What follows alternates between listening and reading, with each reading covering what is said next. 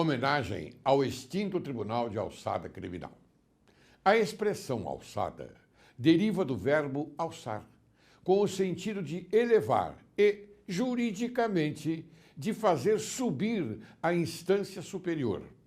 O particípio passado do verbo alçar é tomado substantivamente e significa limite de competência de um órgão jurisdicional para conhecer e apreciar causas até o valor pecuniário fixado em lei.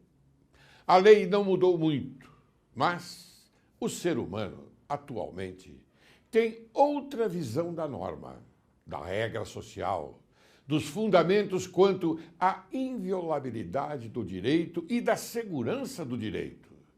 Perdem sua independência somente na medida em que temem seu poder e suas ameaças por estarem ligados ao estado de sociedade. Diz a filosofia que o poder soberano é, pois, limitado, já que não se pretenda, contudo, que o é a ponto de não poder se fazer quando não ordena nada de impossível.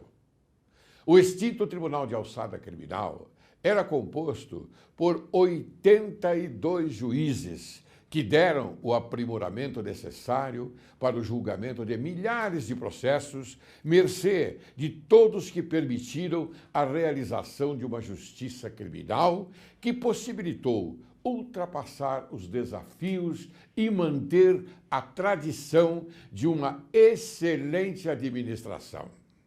Parabéns a todos os magistrados que honraram o Tribunal de Alçada Criminal do Estado de São Paulo. Sinto-me também qualificado pelo merecimento desta consideração.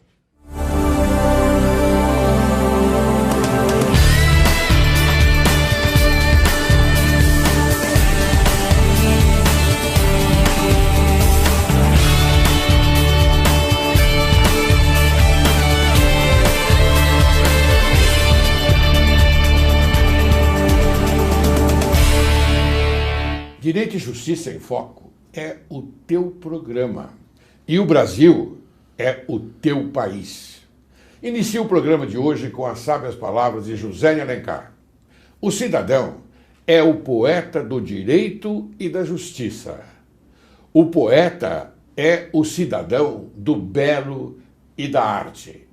Hoje temos a honra de receber o eminente doutor Regis Fernandes de Oliveira, para conversarmos sobre o tema crise atual do país. Ele foi juiz e desembargador do Tribunal de Justiça do Estado de São Paulo por 31 anos, deputado federal por 2 legislaturas, vice-prefeito de São Paulo e prefeito por 19 dias. É professor titular da Universidade de São Paulo em Direito Financeiro, ex-presidente da APAMAGES, da Associação dos Magistrados Brasileiros e da Federação Latino-Americana de Magistrados. Autor de 17 livros. Atualmente é advogado. Regis de Oliveira, é uma grande honra recebê-lo aqui no programa Direito e Justiça em Foco. Aliás, faz tempo que você não vem. Pois é, você se esqueceu de mim. Não, absolutamente. Como é mas eu tenho assistido. Todo domingo eu te vejo. Que bom. Mas como é que eu posso esquecer de uma pessoa como você? Um intelectual. Pois é, somos amigos há bastante tempo. Um homem importante na conjuntura desse Brasil. Como é que eu posso esquecer? Nós não esquecemos, não. Você me riscou do rol das tuas amizades. Não risquei, não. Absolutamente não. Estou brincando, claro. Você é muito importante para nós e eu fiz questão de trazê-lo aqui hoje porque nós vamos discutir sobre a crise do país. Claro. Está correto? Claro. Bom, eu tenho já a primeira pergunta. Se você quiser ouvir, eu posso falar. Posso? Vamos lá. Tá bom. Qual o curso que você ministra na pós-graduação da USP? É importante, eu sei que é importante. Eu tenho dado cursos interessantes na Universidade de São Paulo, na pós-graduação. Atualmente eu estou dando um curso sobre Direito e Arte. Que bom. Para fugir um pouco da norma jurídica, sabe? Porque o mundo é esse aí, o mundo é esse reboliço que a gente está vendo no país. Mas eu tenho procurado traçar, por exemplo, já dei cursos lá sobre o orçamento como um instrumento de felicidade e dominação. Aí eu dou Epicuro, dou hedonismo, dou uma Hannah Arendt, de uma série de autores ótimos, fugindo um pouco do direito, mas claro, eu faço a conexão com o direito. Então, numa obra de arte, por exemplo, em relação ao curso da arte no direito, nós tivemos, por exemplo, ao longo da história, quando Hitler assumiu, ele criou a chamada arte degenerada. Sim. Ou seja, a arte para ele era apenas a arte clássica. Ele pegou, imagina, Picasso, Braque, Renoir, e todos os grandes, Monet, os grandes pintores da época, e colocou tudo como arte degenerada. Para a gente ver a influência do Estado na interferência no direito, na interferência na arte, é o Estado interferindo em tudo. Então eu chamo a atenção dos alunos para isso. Até que ponto o Estado pode interferir na arte, até que ponto a arte pode ser um instrumento do governante para que ele domine a sociedade. Então é um curso muito interessante. Isso é o que eu estou dando hoje. Eu vou assistir uma aula aqui. Está convidado. Que dia? Quais são os dias? Toda segunda-feira, das 9 à 1. Ah, que bom. Segunda-feira. Muito bem. Inclusive, você falou dessa questão de arte. Eu me lembrei de Kant, aqui, o agradável e o bom. Ele fala sobre o agradável. Ele fala sobre o gosto. O tema dele é o gosto na arte. Sim, mas ele fala sobre o agradável e o bom. Então, ele diz que o agradável é um momento de satisfação.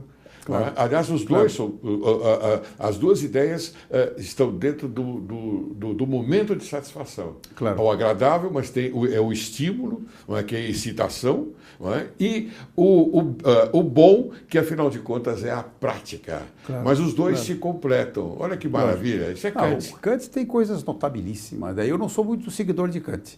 Mas ele tem, com relação à estética, Hegel, depois, Hegel veio escrever coisas notáveis sobre a arte, e todos os grandes filósofos, porque esse era um tema constante. Platão, Aristóteles, todos escreveram sobre a arte como mimese, como imitação da realidade. Até Kant, quando Kant veio, diz, não é nada disso. A arte da criação é muito maior que a natureza. E aí Hegel também vem e segue esses passos, até hoje que a gente já não sabe mais o que é arte, na verdade, né? Porque já se chegou a postular o término da arte, a inexistência da arte. Por quê? Porque a arte passa a ser o próprio objeto. Claro. Quando você tem, por exemplo... Sim, a existência do objeto. Eles mostram o objeto apenas, esse seria uma arte. Então isso já chegou a dizer que a arte já está aí, já se acabou e tal.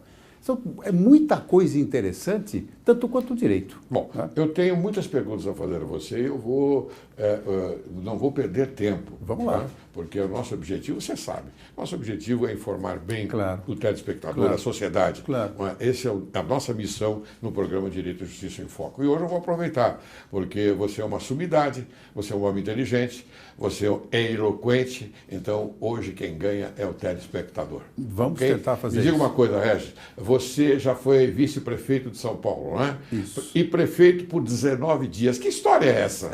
Aí que está. Houve um confronto, né, entre mim e o prefeito de então. Eu não vou dizer nomes, não vale a pena. Não. E aí o Tribunal de Justiça afasta o prefeito. Eu era o vice-prefeito, rompido com o prefeito, estava afastado. Fiquei 2 anos e meio sem nenhum relacionamento com a prefeitura. Não recebi nada, fiz questão absoluta de dizer, bom, não vou trabalhar, não posso receber o ordenado de vice-prefeito. E fiquei 2 anos e meio afastado. Neste ínterim, o prefeito é afastado pelo Tribunal de Justiça e eu assumi durante 19 dias. Né?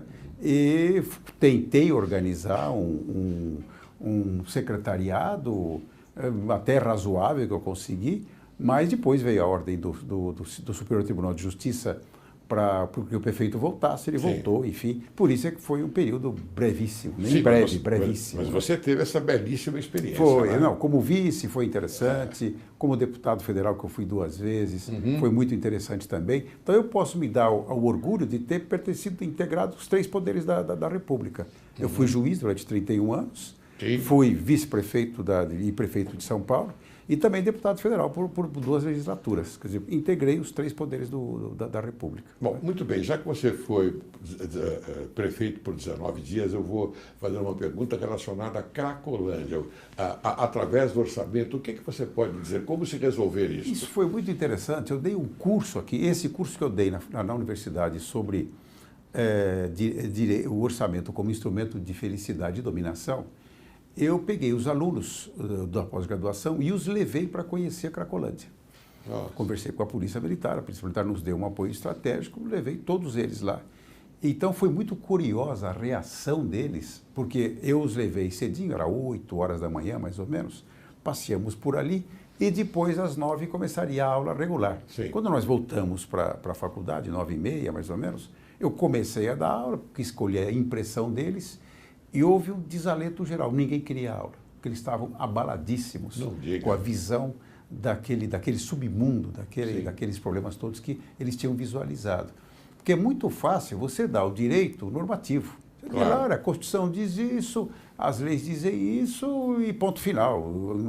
Onde é que está a sociedade nisso? Do ser humano, onde é que ele fica? Né? Então eu os levei para ver e a partir daí o encargo deles era esse. Como é que eu resolvo o problema da Cracolândia em matéria de recursos orçamentários, em matéria de gasto público? Como é que eu aloco recursos ali para que o administrador consiga resolver ou minorar o problema deles? E até hoje eu vi que não se melhorou nada, nada se fez, o governo gasta dinheiro ali inutilmente, tanto estadual quanto municipal quanto federal, as três esferas de poder dos entes federativos têm interferência naquilo, mas infelizmente nenhuma das políticas até agora adotadas ali deu resultado, nenhuma delas. É interessante, você fez uma colocação muito importante na minha visão, porque nós temos a teoria e temos a prática. Claro, você claro.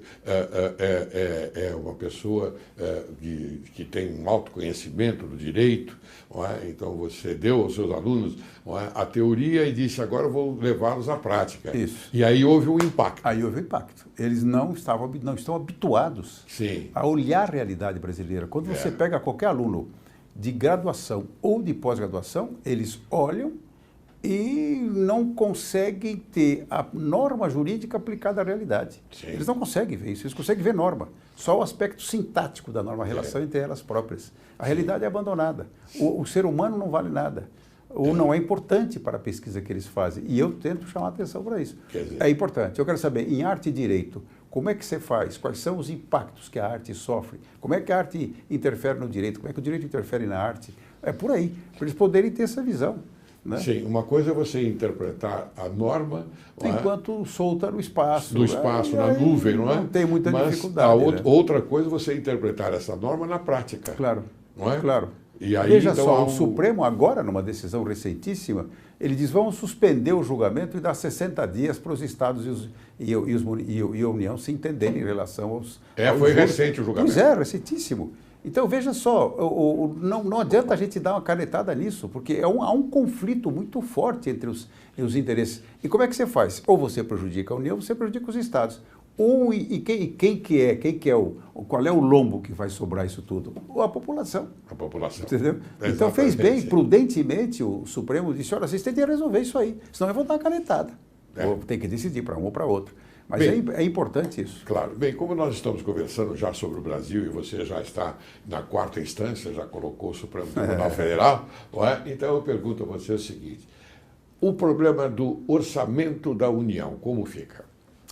Olha, isso aí é um remendo a toda hora. O Congresso Nacional, tanto o Congresso quanto o Executivo, eles estão remendando, né? Aí querem um pouquinho mais de verba, tentam iludir, tentam dar as pedaladas fiscais, outros tentam mudar as metas orçamentárias. Sim. Aí todo mundo tenta interferir, aí fazem decretos da União, sem ser submetidos à comissão de orçamento, da Comissão Única de Orçamento. Quer dizer, isso tudo fica uma confusão total. E cria-se um suposto orçamento obrigatório, vinculativo, apenas para pagar as emendas parlamentares. Quer dizer, tudo isso vira uma ficção total e o jurista fica desesperado para poder entender isso tudo. É complicadíssimo. Claro que é complicado. Como é que é? Houve pedalada, não houve? Que pedalada que é essa? Por que tem pedalada? O que aconteceu? A população não entende nada. E aí surge uma grande dúvida, né, que está pendente. Isso é crime de responsabilidade ou não é crime de responsabilidade? Envolve o afastamento do presidente ou não? Tudo isso aí fica, né, no limite da legalidade e da ilegalidade. Mas então, dentro dessa fantasia que você acabou de nos explicar, não é, eu queria que você me dissesse o seguinte: no decorrer, não é, no decorrer da ação, desse movimento todo, a mudança da regra do jogo, ela não é correta, ela é prejudicial ao próprio jogo. A legislação está toda muito clara. A lei de responsabilidade fiscal diz o que é uma operação de crédito, diz quando é que ela não pode ser feita. Então você tem o ente federativo não pode jamais celebrar uma operação de crédito com o ente que por ela é criado. Sim. E um dos problemas foi esse. Houve os planos de governo do presidente da República estavam afetos à Caixa Econômica Federal. O que acontece? A presidente não fez o repasse, que era para pagar a Bolsa Família, e mandou a Caixa pagar, quer dizer, sem ter o numerário. Então você está fazendo uma operação de crédito, você está fazendo aí uma E sem consentimento do Congresso. Sem consentimento de ninguém. Quer dizer, e depois então queria que o Tribunal de Contas validasse isso. Mais do que isso, ela manipulou de recursos para lá e para cá através de decretos que não foram submetidos, em hipótese alguma, ao Congresso Nacional. Então, houve realmente essa manipulação de dados, né? E isso, na Lei de Responsabilidade Fiscal, identifica uma infração penal. E como identifica uma infração penal? Que é financeira, que é de caráter financeiro, entretanto, ela resulta numa alteração do orçamento. Resulta numa manipulação de recursos públicos. E o que diz o artigo 84 da Constituição da República? É crime de responsabilidade do presidente que manipular os recursos orçamentários. Para mim está bem caracterizado isso, para mim não há dúvida nenhuma quanto a isso. Quer dizer que não houve golpe?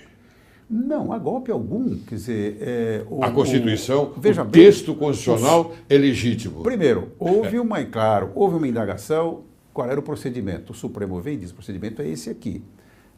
Então, aplica-se esse procedimento. Agora, se a maioria absoluta dos congressistas resolve, por 2/3 dos seus membros, acolher uma denúncia contra o presidente, não há golpe algum. Eles estão lá, foram parlamentares eleitos, esse é o caminho que a Constituição da República traça, esse é um caminho que o Supremo Tribunal Federal delimitou para aplicação dentro da Câmara dos Deputados e também no Senado da República.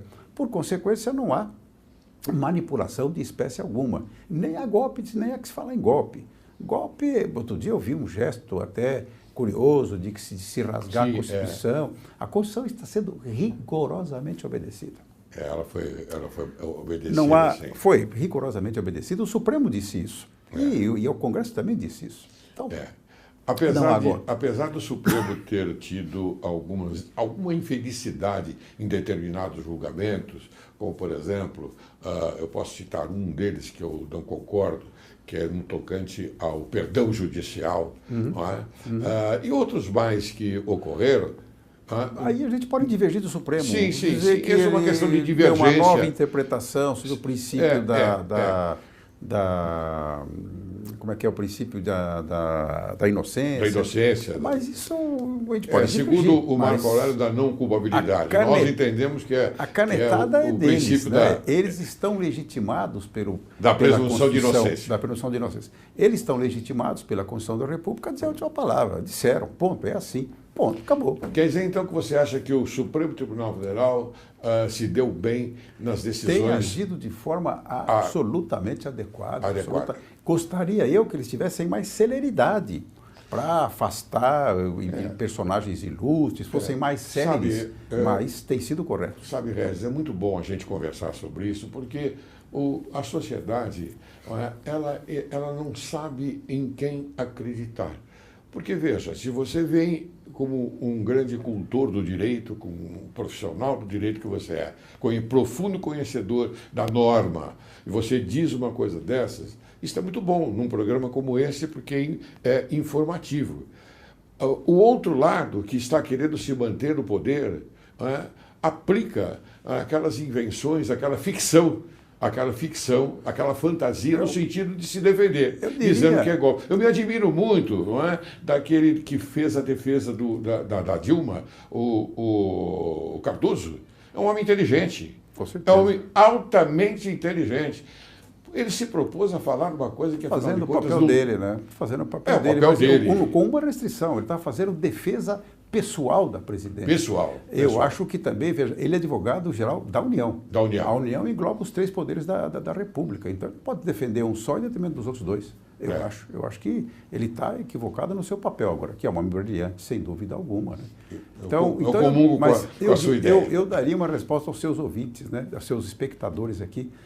Se tiver que acreditar em alguém, acredite no Supremo. Isso. Por mais moroso que seja. Ainda é o que há de resto de dignidade no país, o Supremo Tribunal Federal. É verdade. Eu tenho falado muito a respeito disso, inclusive eu tenho mencionado o nosso querido decano, que conhecemos, o Celso de Mello. Claro. Um homem maravilhoso. Um homem imparcialíssimo. Todos eles são. Todos eles são. Vejam que a maioria foi nomeada por esse governo. E, entretanto, tem decidido, no mais das vezes, ou em muitas vezes, contra o governo. Eu não diria contra o governo, tem decidido por a garantia da Constituição da República, a interpretação adequada da Constituição da República. Muito bem. Eu tenho uma pergunta muito importante agora, que eu tenho certeza que o telespectador está ansioso para que eu faça. Você conviveu com os contendores Dilma Rousseff, Michel Temer, Eduardo Cunha, Renan Calheiros. Qual é o perfil de cada um deles? Olha, eu diria, eu tive pouco contato com a presidente, pouquíssimo contato com ela. Com o Michel, querido amigo, convivemos, ele foi presidente da casa, ele me designou para comissões importantes que eu participei. E mesmo aqui em São Paulo, ele foi o grande procurador-geral do Estado. Professor da PUC, professor de Direito Constitucional. Claro. É um homem de um bom perfil. Se vai conseguir fazer alguma coisa, não sei. O tempo dirá. É uma situação difícil. Oxalá que faça. O Eduardo Cunha também convivi com ele. Ninguém sabia, pelo menos na época em que convivemos, mas não sabíamos desses problemas todos que ele passou a ter. Ele passou a viver com eles. Então, se isso é verdade, ele tem que ser afastado pelo Supremo. Não tenho dúvida alguma. E o mesmo eu diria do Renan Calheiros, que é o presidente do Senado. Quer dizer, o Supremo tem essa batata quente na mão. Ou seja, a população toda quer realmente o afastamento dessas 2 pessoas. Por quê? Para purificar ali e para que as coisas prossigam. Agora, tenho certeza de uma coisa. Sem Eduardo Cunha na presidência da plenária, eles não teriam levado a coisa a bom tempo. Ele foi importante para isso. Porque ele se equipara ao status do pessoal, ou seja, da Dilma, vamos dizer? Não, ele tem habilidade suficiente, ele tem autoridade, ele conhece o regimento da casa como ninguém, ele tem força, ele sabe interromper na hora certa, ele responde positivo e com autoridade a todas as questões. Agora, se tem esses problemas todos que eu nunca vi nada, mas se é isso que a imprensa noticia, contas para cá, contas para lá, tem que ser afastado, sem dúvida alguma. Se for provado isso. Claro, claro. O Supremo vai ter que apurar isso. Muito bem. Regis, eu vou pedir permissão para você para chamar um pequeno intervalo, para depois nós retornarmos e continuarmos com esta agradabilíssima conversa. Com certeza. Vamos lá. Você aguarde. Logo, logo retornaremos.